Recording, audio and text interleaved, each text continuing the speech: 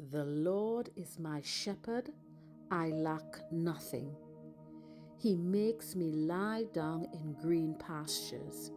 He leads me beside quiet waters. He refreshes my soul.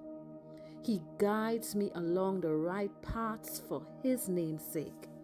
Even though I walk through the valley of the shadow of death, I will fear no evil, for you are with me. Your rod and your staff, they comfort me.